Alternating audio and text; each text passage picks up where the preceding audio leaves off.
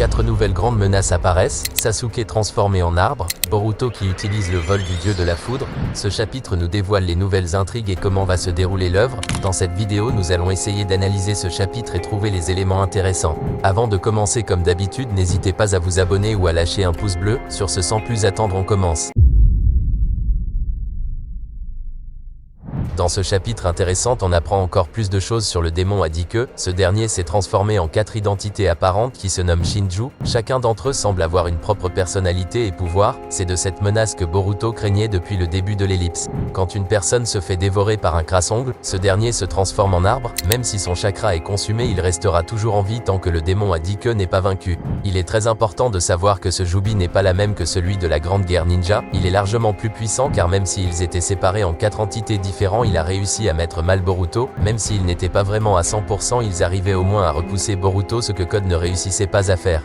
Bon, si maintenant on revient à notre sujet, on peut déjà reconnaître certains de ces Shinju qui sont la réincarnation de certains personnages. Même si je n'arrive pas à les identifier à 100%, je vais quand même essayer de vous donner mes idées. Le tout premier Shinju qu'on a vu est bien sûr une réincarnation de Bug. Code a réussi à le reconnaître de loin. Je m'attendais vraiment pas que ce personnage fasse partie des nouveaux antagonistes les plus importants de cette œuvre. Le deuxième Shinju qu'on a presque tous reconnu dès le début est bien sûr la réincarnation de Sasuke. On apprend que dans ce chapitre qu'il a été dévoré par un crasse-ongle, ce qui fait de lui maintenant un arbre. Comme son chakra a été totalement consumé, il est devenu maintenant l'un des 4 nouvelles menaces qui sont apparues. Le troisième Shinju est une femme. On n'arrive pas vraiment à identifier quel personnage pourrait être cet individu, mais on peut déjà donner 2 identités qui pourraient correspondre. En premier temps, on a Moegi. Ce personnage a vraiment une ressemblance avec la capitaine de la nouvelle équipe 10. Déjà, le premier argument, c'est qu'ils ont presque la même coupe de cheveux, même si on peut dire que cette preuve n'est pas assez convaincante. La deuxième preuve, c'est qu'ils utilisent la même technique du Doton. On a vu Moegi utiliser ces techniques au moment où Amado est entré par effraction dans le village de Konoha. Ces 2 raisonnements sont déjà assez convaincants de mon côté.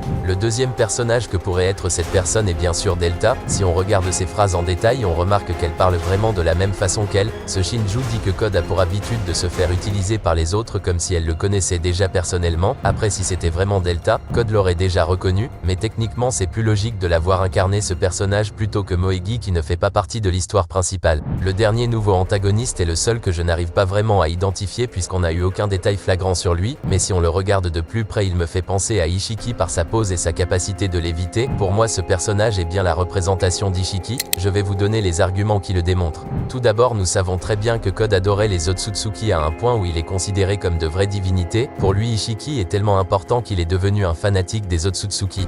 Dans l'épisode 287 du début de l'arc Code, on voit apparaître Ishiki grâce au Kama de Code, ce qui souligne le fait qu'une partie d'Ishiki existait dans le corps de Code. Comme vous le savez déjà, tous les données d'Ishiki sont stockées sur le Kama. Cette partie d'Ishiki a un ego à part entière. Comme ce personnage l'explique, ils ont été éveillés par un ego. Donc pour moi, ce Shinju que l'on voit provient de l'ego d'Ishiki contenu dans le donné du Sokama. Cela fait sens puisqu'il dit que c'est grâce à Code qu'ils ont été éveillés.